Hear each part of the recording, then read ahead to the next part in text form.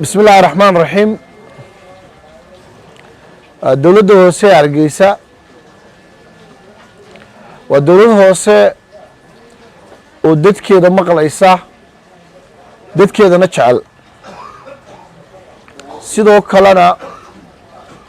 qabanaysa shaqooyinka ay tahay inay qabato maalintii shalay magaalada waxa ka bilaabmay cashuur ururin baahsan waanu doonayno inaanu ku soo ururino cashuurihii baaqday hawshaa shalay la qabanayay waxay saameyn ku yeelatay tagaasida magaalada hargeysa ka shaqeeya inkasta oo aanu jeclayn in iskaashatada ay leeyihiin tagaasiilaydu inay noo yimaadaan oo waxay ka cabanayaan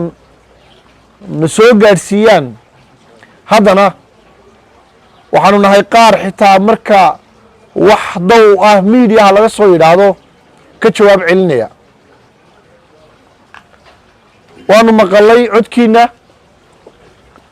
dowladda hoose kama xishoonayso inay tagsiilayda magaalada hargeysa ka raali geliso in walbuu ku bilaabmay iyada oo aan la sii wargelin ama aan ogeysiis la siin anigoo ku hadlayaa afka golaha deegaanka caasimadda hargeysa iyo dhammaan shaqaale weynaha dowladda hoose iyo magaca dowladda hoose ee hargeysaba waxaanu ka raali gelinaynaa tagsiilayaasha oo dadka eegaya in cashuur ururinta lagu bilaabay iyada oo aan la sii ogeysiin sidaas laajligeed shir ay isugu yimaadeen guddiga fulintu waxay go'aansadeen in raaligelinna laydin siiyo maalmo ogeysiisana laydin siiyo tagsiilow waxaanu ku ogol lahay 4 cisho oo maanta ka bilaabmaya oo ku eg maalinta sabtida inaad ogaato in lagaa rabo cashuurtii kugu waajibtay dowladda hoose hargeysa ama maamulkan cusubi waxba kamuu bedelin cashuurtii iyo lacagtii tagaasida laga qaadi jiray ee maamulkii naga horeeyey uu ka qaadi jiray oo ahayd tii shaambadu daaqadaada ku dhici jirtay lacagta lagaa rabaa waa 180,000 oo shilin oo sanadka oo dhana waa 15,000 oo shilin bishii waa 500 oo shilin maalintii tagsiile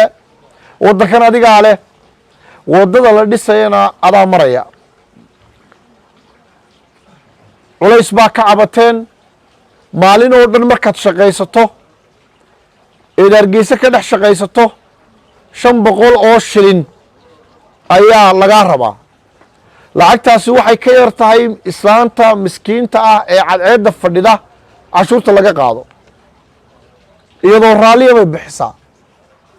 waase laga yaabaa idinka inay culays idinku noqotay markay isku ururtay laakiin haddaad saa u eegto inay maalintii tahay 500 oo shilin bishii tahay 15,000 oo shilin sanadkuna isku yahay 180,000 oo shilin ayaa laga yaabaa marka mar lagu idhaa wada keen inaad culays dareento laakiin nidaam xisaabeed haddaad samaysatood ururiso 500 waa 500 oo shilin maalintii dalkaaga iyo magaaladaada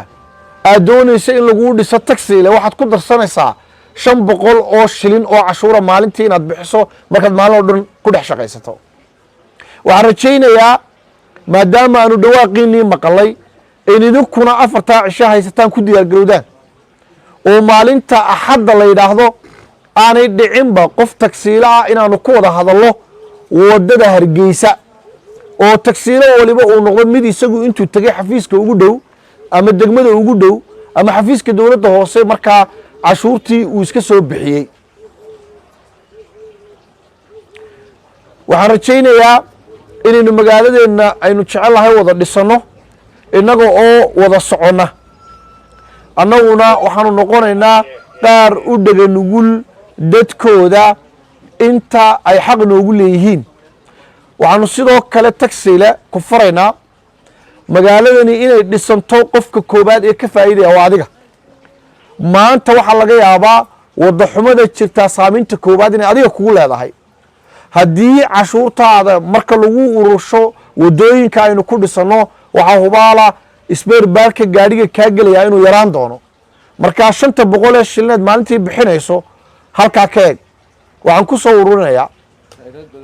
mar haddii aanu idinka raali gelinay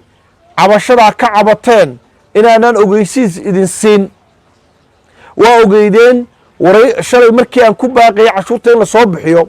waxaan la dardaarmay shaqaalahayga waxaan u sheegay inay si hufan oo degan oo dad jacaylnimo leh inay dadkooda ula macaamilaan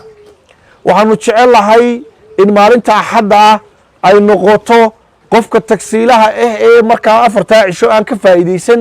aan cashuurtii iska bixin in maalinta axadda ah marka uu ka soo horbaxo kooxaha cashuurta ururinaya uu garto in cashuur ku waajibtay uun laga rabo si degan